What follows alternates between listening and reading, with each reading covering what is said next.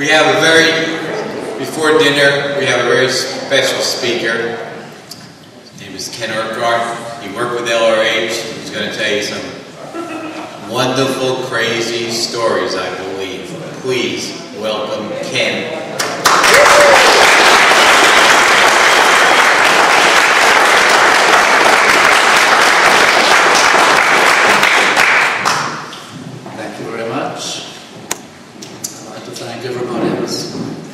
This convention together, for having me and having all of us here. You're doing a great job.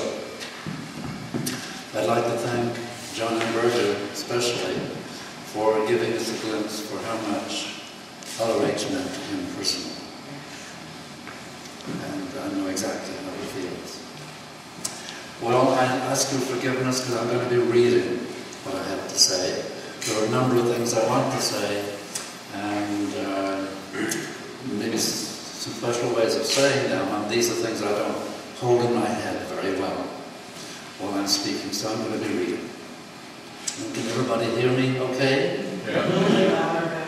A little bit louder, okay. I'd like to share with you a little bit of my history with LRH as a tech terminal. He wore this hat intensively at various times during my periods with him.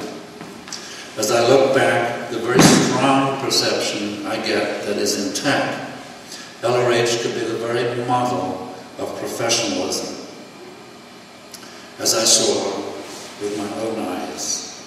But I'll give you a variety of recalls. He wasn't perfect. My first contact with him as a tech terminal came when I worked for him as his household officer. We had a little ritual. I'd taken a cup of hot chocolate when he awoke, and he'd talk to me while he drank it. When he awoke, he would call down to the kitchen, and I would take the call, and I would say, hello, good morning. And based on what he picked up from my tone of voice, he'd respond. One of the funniest things he would say to me some mornings was, are you feeling virtuous today? Anyway, he talked with me over his chocolate for 5 or 25 minutes. He'd get up, go into the bathroom, shave and bathe, still talking. Eventually I'd get away in order to serve breakfast to him and Mary Sue. The subject of his daily monologue was very often his current research.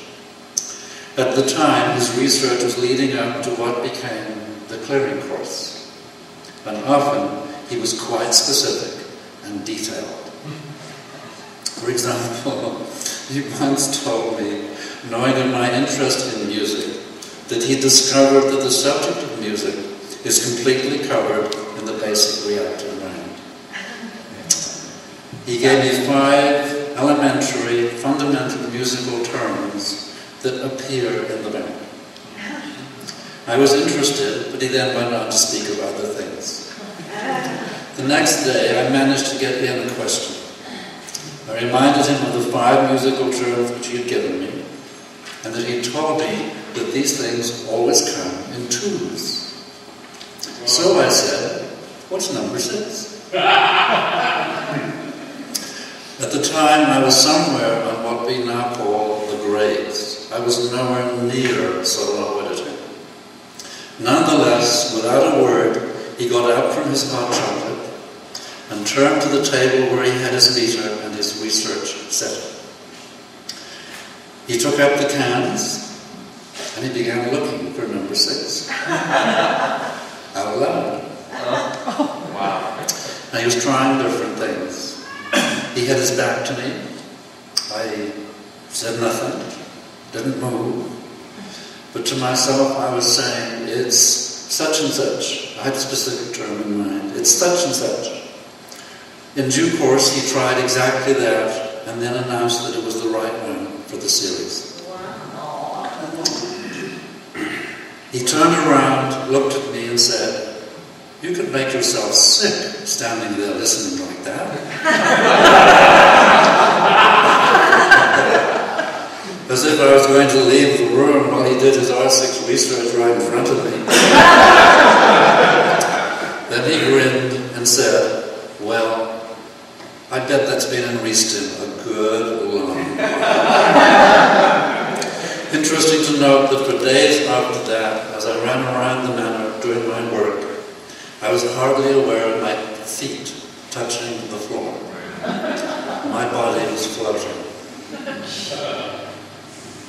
During the same period, as he was telling me what he was finding in his research, I had struck up a friendship with a briefing course instructor, as they were called in those days. I'd tell her all about what LRH was saying to me regarding his research of the bank and how it was developing as he went along. Little did I know what mischief I was doing. Evidently, my passing on the interesting information he was giving me was creating some confusion on the briefing course. The first I knew of the situation was when I read a brand new issue one morning in April 1965. It was called The Hidden Data Line.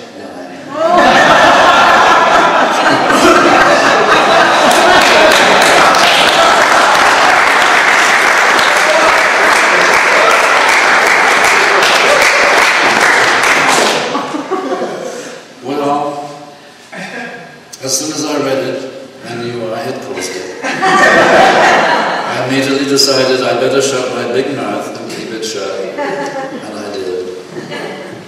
So I saw him at work as a researcher and as the manager of his technical comrades.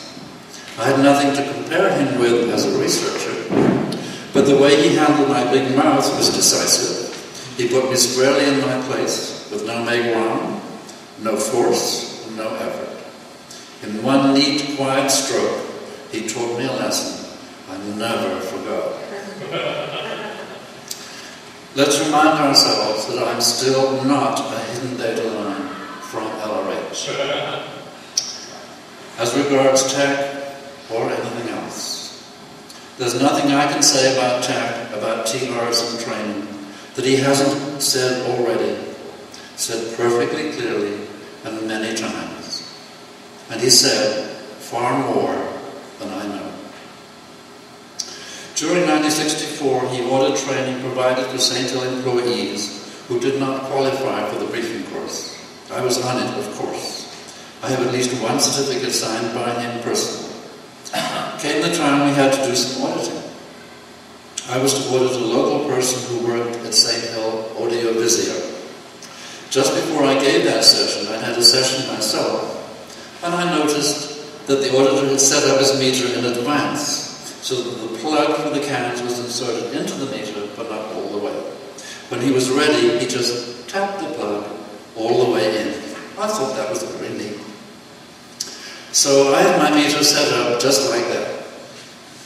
And my PC sat down, I had him pick up the cans, and I started the session. During the session, I couldn't figure out why the needle wasn't moving, and the TA was stuck at 2.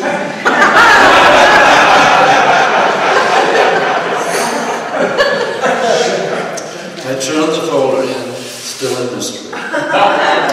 As I broke down my meter, I realized what I'd done. I'd forgotten to tap it in. And I reported that I had not had the PC plugged into the meter. That evening, I went to the briefing course lecture that he gave. I was always invited. And if you remember a lecture in which he was very scathing about not plugging the cans in so that he could have his session, that was the lecture. And I was the one squirming in my seat.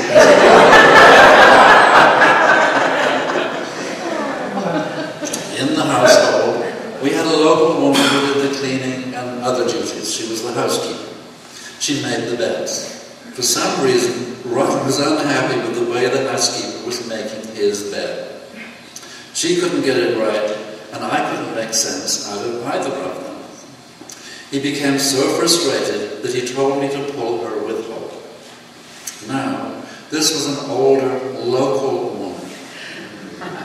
Her husband was one of the St. Hill groundsmen. She had no interest in Scientology, although she was devoted to the Hubbards personally. God bless her. I trembled at the thought of having to persuade her to pick up the cans, let alone pull her with hope. Well, I had to do it.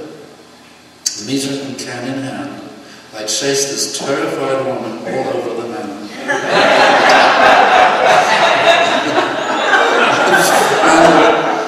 auditor in the bathroom. I kept on at her for what she was not saying, not talking about, not wanting Dr. Hubbard to know about. She completely denied any such thing. I went into the murder routine, and I frightened her into blurting out a quite harmless, but possibly slightly significant consideration. To my huge relief, it blew down, and I let her go. What she said was, "I don't know what this Scientology is all about." I reported this to LRH, and he wrote back on my report, "You are an auditor!" exclamation point. I wasn't so sure.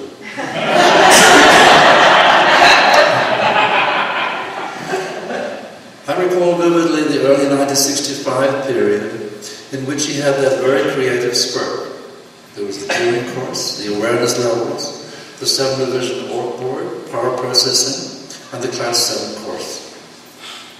He told me about them all. Of course, he didn't go into the power processes themselves, but I heard all about the training and the first sessions. He CS'd every power processing folder for around a month or so. He had a lot of org execs from around the world come to St. Hill for their power, and the local staff got theirs too. When it was dinner time for him and Mary Sue, I'd go into his office with a jacket for him to wear at the table. In the power processing days, he'd be at his desk with an open folder in front of him, a pile of folders on the chair by the desk. The room would be full of a hot, throbbing energy. And he'd obviously been smoking a lot. One evening, he got up from his desk and folder and smilingly said, a little wearily, "Women talk about standing over hot stoves. Me, I stand over hot brains."